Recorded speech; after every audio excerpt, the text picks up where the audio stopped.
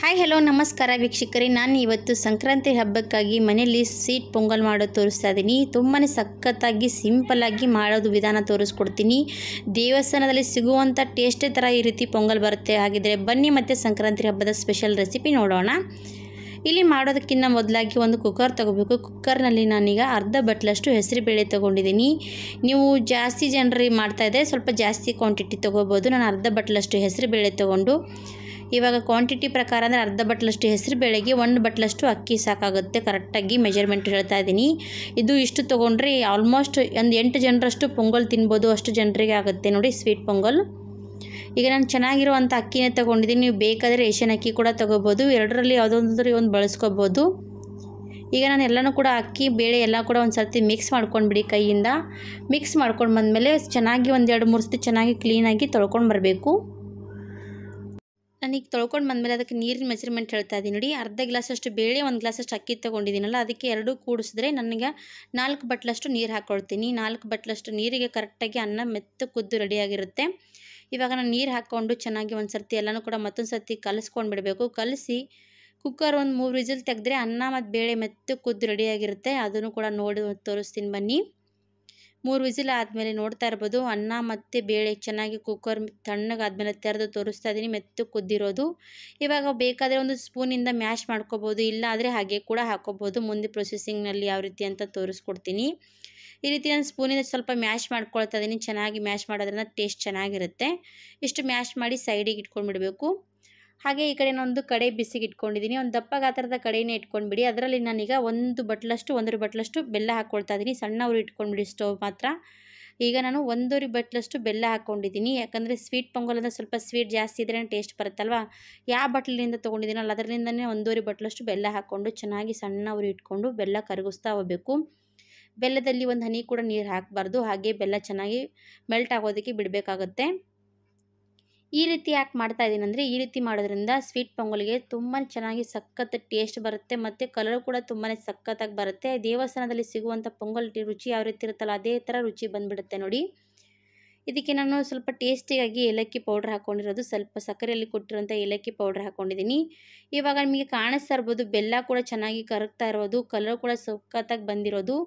Sweet pongal ಅಂದಮೇಲೆ ಸ್ವಲ್ಪ ಉಪ್ಪು ಬೇಕೇ ಬೇಕಲ್ಲ, ರುಚಿಗೆ ಬೇಕಾದಷ್ಟು ಒಂದು ಚಿಟಿಕೆ ಅಷ್ಟು ಉಪ್ಪು ಹಾಕ್ಕೊಂಡಿದ್ದೀನಿ. ಸ್ವೀಟ್ ಪೊಂಗಲ್ ಯಾವುದೇ ರುಚಿ ಇದ್ದರೂ ಕೂಡ ಅದಕ್ಕೆ ಉಪ್ಪು ಇದ್ರೇ ರುಚಿ ಬರೋದು. ಹಾಗಾಗಿ ಒಂದು ಚಿಟಿಕೆಯಷ್ಟು ಉಪ್ಪು ಹಾಕಿ ಚೆನ್ನಾಗಿ ಒಂದು ಸರ್ತಿ ಮಿಕ್ಸ್ ಮಾಡಿಕೊಂಡು ಸಣ್ಣ ಉರಿ ಮೇಲೆ ಕಲಿಸ್ತಾ ಇರಬೇಕು ನೋಡಿ ಬೆಲ್ಲ. ಯಾಕಂದರೆ ಈ ಪ್ರೊಸೆಸಿಂಗ್ ಮಾಡೋದ್ರಲ್ಲಿ ಚೆನ್ನಾಗಿ ಮಾಡಿಕೊಂಡ್ರೆ ಸ್ವೀಟ್ ಪೊಂಗಲ್ ಸೂಪರಾಗಿ ಬರುತ್ತೆ. ಸಿಹಿ ಪೊಂಗಲ್, ಸ್ವೀಟ್ ಪೊಂಗಲ್ ಏನಾದರೂ ಕೂಡ ಅನ್ಬೋದು. ಇವಾಗ ಬೆಲ್ಲ ಚೆನ್ನಾಗಿ ಈ ರೀತಿ ಕುದಿತಾ ಇರೋದು ಕಾಣಿಸ್ತಾ ಇರ್ಬೋದು. ಇನ್ನೂ ಕೂಡ ಚೆನ್ನಾಗಿ ಕಲರ್ ಬರುತ್ತೆ ನೋಡಿ. ಈ ರೀತಿ ಮಾಡೋದ್ರಿಂದ ಸೂಪರ್ ಟೇಸ್ಟ್ ಆಗುತ್ತೆ ನೋಡಿ. ಖಂಡಿತವಾಗಿ ಈ ವಿಧಾನವಾಗಿ ಮಾಡ್ಕೊಳ್ಳಿ. ಇದರಲ್ಲಿ 1 ಸ್ಪೂನಷ್ಟು ತುಪ್ಪ ಕೂಡ ಹಾಕೋಬೇಕು. ಚೆನ್ನಾಗಿ ಶೈನಿಂಗ್ ಬರುತ್ತೆ ನೋಡಿ ಈ ರೀತಿ ಬೆಲ್ಲಕ್ಕೆ. ಇವಾಗ ಇದು ಚೆನ್ನಾಗಿ ಪಾಕ ಎಲ್ಲ ಬೆಲ್ಲ ಕರಗಿ ಈ ರೀತಿ ಕುದ್ದು ರೆಡಿ ಆದಮೇಲೆ ಅದರಲ್ಲಿ 1 ಬಟ್ಲಷ್ಟು ನೀರು ಹಾಕೋಬೇಕು. ನನಗೆ 1 ಬಟ್ಲಷ್ಟು ತಣ್ಣೀರು ಹಾಕ್ಕೊಂಡು ಚೆನ್ನಾಗಿ ಒಂದು ಸರ್ತಿ ಮಿಕ್ಸ್ ಮಾಡ್ಕೊಳ್ತಾ ಇದ್ದೀನಿ. ಸ್ವಲ್ಪ ನೋಡಿ ಹಾಕ್ಕೊಳ್ಳಿ, ಕೇರ್ ತೊಗೊಳ್ಳಿ. ಯಾಕಂದರೆ ಬೆಲ್ಲದಲ್ಲಿ ನೀರು ಹಾಕಿದ ತಕ್ಷಣ ಮೈ ಮೇಲೆ ಚೆಲ್ಲಿದ್ರೆ ತುಂಬಾ ಬೇಗನೆ ಚಟ್ಕೆ ಆಗಿಬಿಡುತ್ತೆ ನೋಡಿ.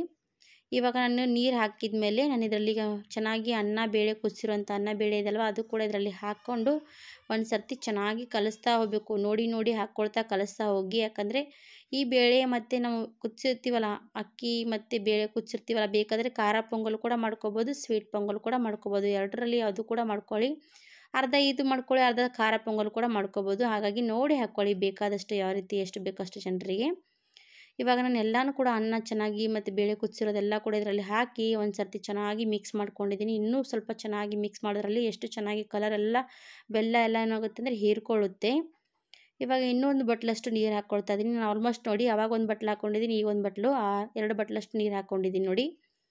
ಇವಾಗ ಇನ್ನೂ ಚೆನ್ನಾಗಿ ನೀರು ಹಾಕಿ ಕದವಾಗಿ ಕುದಿಯೋಕ್ಕೆ ಬಿಡಬೇಕಾಗುತ್ತೆ. ಟೇಸ್ಟ್ ಸೂಪರಾಗಿ ಬಂದಿತ್ತು. ತುಪ್ಪ ಗಿಪ್ಪ ಎಲ್ಲ ಹಾಕಿ ಟೇಸ್ಟ್ ಕೊಡ್ತೀವಲ್ಲ, ಒಂಥರ ರುಚಿ ಬಹಳ ಸಖತ್ತಾಗಿ ಬರುತ್ತೆ ನೋಡಿ. ಈಗ ಇದ್ರ ಮೇಲೆ ಒಣ ಕೊಬ್ಬರಿ ತುರಿ ಹಾಕ್ಕೊಳ್ತಾ ಇದ್ದೀನಿ. ಹಾಕಿ ಚೆನ್ನಾಗಿ ಕಲಸಿ ಒಂದು ಸ್ವಲ್ಪ ಕುದಿಯೋಕ್ಕೆ ಬಿಡಬೇಕು. 1-2 ಸೆಕೆಂಡ್ ಚೆನ್ನಾಗಿ ಕದವಾಗಿ ಕುದ್ರೆ ಟೇಸ್ಟಿಯಾಗಿರುವಂಥ ಸಿಹಿ ಪೊಂಗಲ್ ರೆಡಿ ಆಗ್ತಾ ಇರೋದು ನೋಡಿ. ಸಂಕ್ರಾಂತಿ ಸ್ಪೆಷಲ್ಲಾಗಿ ನಾನು ಮಾಡಿರೋದು. ಹಾಗೆ ಈ ಕಡೆ ನಾನು ಒಂದು ಪ್ಯಾನ್ ಇಟ್ಕೊಂಡು ಪ್ಯಾನ್ನಲ್ಲಿ 1-2 ಚಮಚದಷ್ಟು ತುಪ್ಪ ಹಾಕಿ, ಸ್ವಲ್ಪ ತುಪ್ಪ ಬಿಸಿ ಆದಮೇಲೆ ಅದರಲ್ಲಿ ಗೋಡಂಬಿ ಹಾಕಿ ಚೆನ್ನಾಗಿ ಫ್ರೈ ಮಾಡ್ಕೊಳ್ತೀನಿ. ಯಾವುದೇ ಒಂಥರ ಗೋಡಂಬಿ ಬಾದಾಮಿ ಎಲ್ಲ ಹಾಕ್ಕೊಂಡ್ರೆ ಒಂಥರ ಟೇಸ್ಟ್ ಬರುತ್ತಲ್ವ. ಸ್ವೀಟ್ಗೆ ಎಲ್ಲ ಇದ್ರೇ ರುಚಿ ಬರೋದು. ಸ್ವಲ್ಪ ನಾನೀಗ ಗೋಡಂಬಿ ಹಾಕಿ ಫ್ರೈ ಮಾಡ್ತಾ ಇದ್ದೀನಿ. ತುಪ್ಪ ಮತ್ತು ಗೋಡಂಬಿ ಎಷ್ಟು ಚೆನ್ನಾಗಿ ಹಾಕ್ಕೊಳ್ತೀವಲ್ಲ ಸ್ವೀಟ್ ಪೊಂಗಲ್ಗೆ ಸೂಪರಾಗಿರುತ್ತೆ ನೋಡಿ.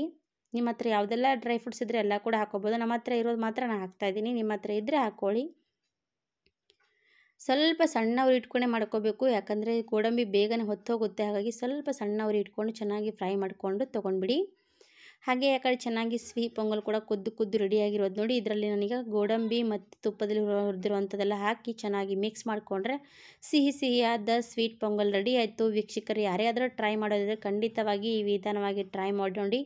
ಈಗ ನಮ್ಮ ಪ್ಲೇಟ್ನಲ್ಲೂ ಕೂಡ ಸರ್ವ್ ಮಾಡ್ಕೊಂಡು ಬರ್ತೀನಿ. ಸಿಹಿಯಾದ ಸಿಹಿ ಪೊಂಗಲ್ ಸಂಕ್ರಾಂತಿ ಹಬ್ಬದ ಸ್ಪೆಷಲ್ ರೆಸಿಪಿ ತೋರಿಸಿದ್ದೀನಿ. ನೋಡಿಕೊಂಡು ಮಾಡ್ಕೊಳ್ಳೋದಿದ್ರೆ ಖಂಡಿತವಾಗಿ ಮಾಡ್ಕೊಂಡ್ಬಿಡಿ. ಇಷ್ಟ ಆದರೆ ಒಂದು ಲೈಕ್ ಕೊಡಿ, ಸಬ್ಸ್ಕ್ರೈಬ್ ಮಾಡಿ, ಶೇರ್ ಮಾಡಿ ಅಂತ ಕೇಳ್ಕೊತೀನಿ. ಹಾಗಾದರೆ ನೀವು ಕೂಡ ನನ್ನ ಸಪೋರ್ಟ್ ಮಾಡ್ತೀರಾ ಅಂತ ಅಂದ್ಕೊಂಡು ಈ ವಿಡಿಯೋ ನಾನು ಇಲ್ಲಿಗೆ ಮುಗಿಸ್ತಾ ಇದ್ದೀನಿ. ಮತ್ತೊಂದು ವಿಡಿಯೋ ಜೊತೆಗೆ ಮತ್ತೊಂದು ಸರ್ತಿ ಸಿಗೋಣ. ಅಲ್ಲಿವರೆಗೂ ಥ್ಯಾಂಕ್ ಯು ಫಾರ್ ವಾಚಿಂಗ್. ಬಾಯ್ ಬಾಯ್. ಧನ್ಯವಾದಗಳು.